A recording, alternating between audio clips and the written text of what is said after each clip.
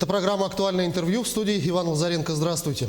27-28 января для молодых граждан в онлайн-формате пройдет республиканская онлайн-ярмарка вакансий «Траектория карьеры».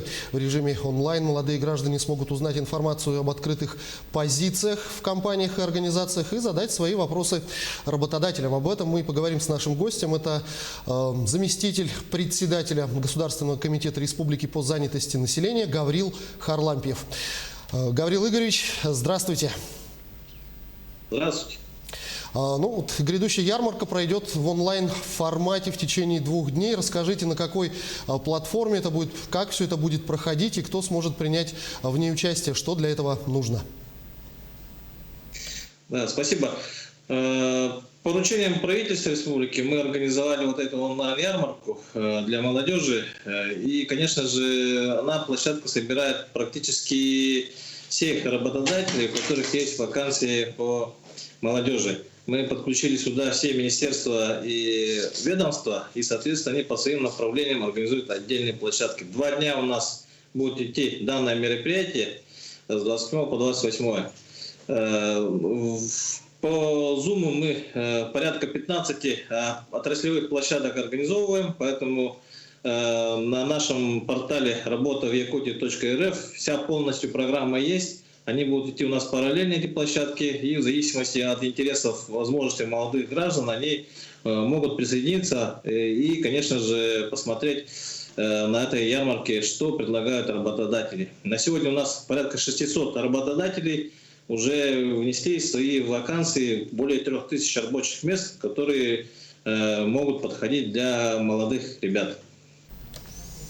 600 организаций, цифра довольно-таки внушительная. Расскажите, как у вас происходит взаимодействие с работодателями? Сами ли они на вас выходят или каким-то образом вы ведете поиск свободных вакансий?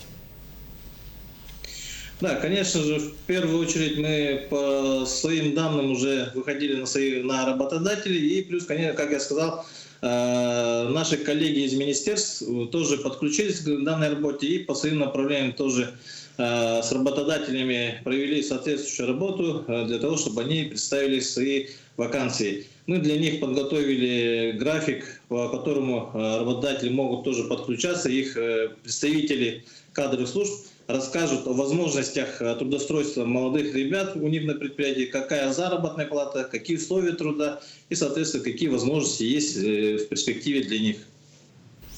Говоря о грядущей ярмарке, скажите, организации какой отрасли наиболее нуждаются в работниках и, может быть, есть какие-то специальности, которые наиболее нынче востребованы?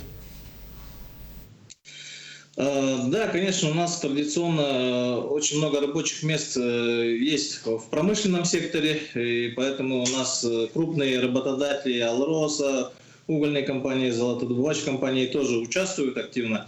И в секторе услуг тоже есть большой ряд вакансий, которые необходимы для молодых ребят.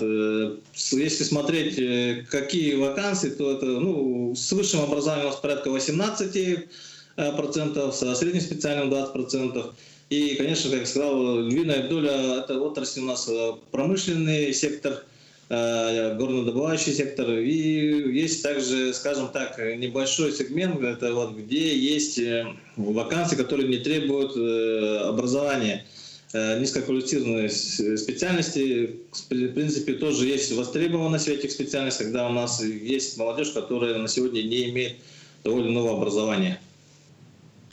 Один из главных вопросов, который задают будущие работники своим работодателям, это, естественно, уровень зарплат. Какую заработную плату в среднем предлагают работодатели на этой ярмарке? По тем вакансиям, которые нам представили на ярмарку, средняя заработная плата у нас выходит порядка 45 тысяч рублей, но опять-таки надо подчеркнуть, что она очень разнится. В промышленном секторе может доходить более 200 тысяч рублей заработную плату, но опять-таки, говорю, для молодых ребят необходимо в первую очередь только закрепиться на предприятии. Конечно же, заработная плата вначале будет не такая высокая, но в дальнейшем перспективы у ребят могут быть любые. А будут ли на этой ярмарке вакансии для людей с ограниченными возможностями здоровья? И, если говорить в целом, как обстоят дела с трудоустройством данной категории граждан?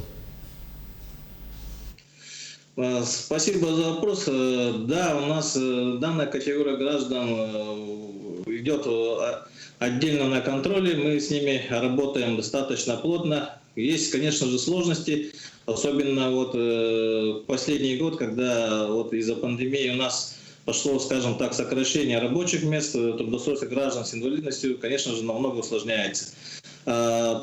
Зато при этом вот онлайн-ярмарка, она позволяет маломобильным гражданам проще принять участие в этой ярмарке, услышать, какие есть возможности у предприятий работодателей и возможность трудоустроиться. Поэтому тоже такие у нас рабочие места будут представляться работодателями.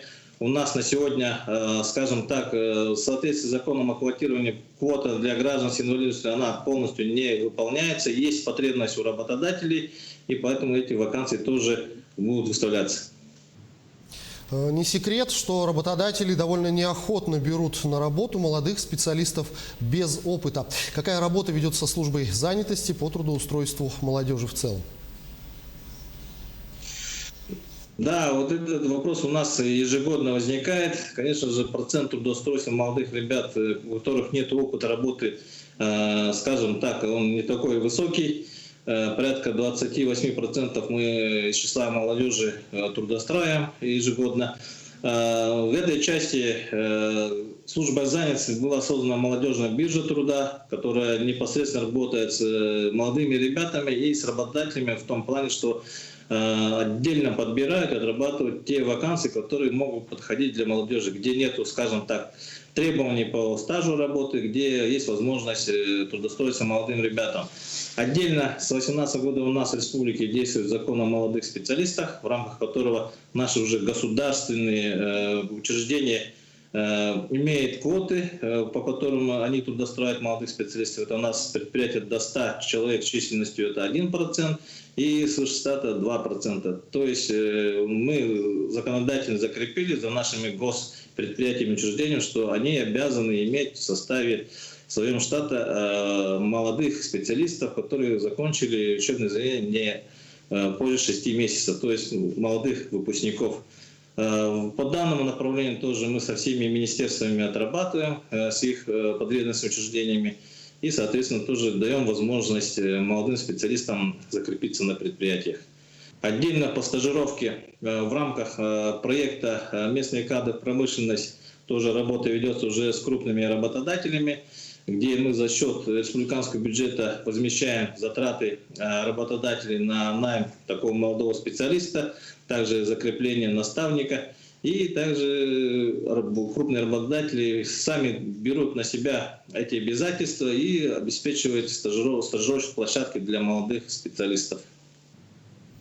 Гаврил Игоревич, я благодарю вас за эту беседу. Спасибо, что ответили на наши вопросы. Всего доброго. Это была программа «Актуальное интервью». Но республиканской онлайн-ярмарке вакансий «Траектория карьеры» мы говорили с заместителем председателя Государственного комитета Якутии по занятости населения Гаврилом Харлампиевым. Берегите себя и своих близких, обязательно носите маски, соблюдайте дистанцию в общественных местах и дезинфицируйте руки. До встречи в эфире.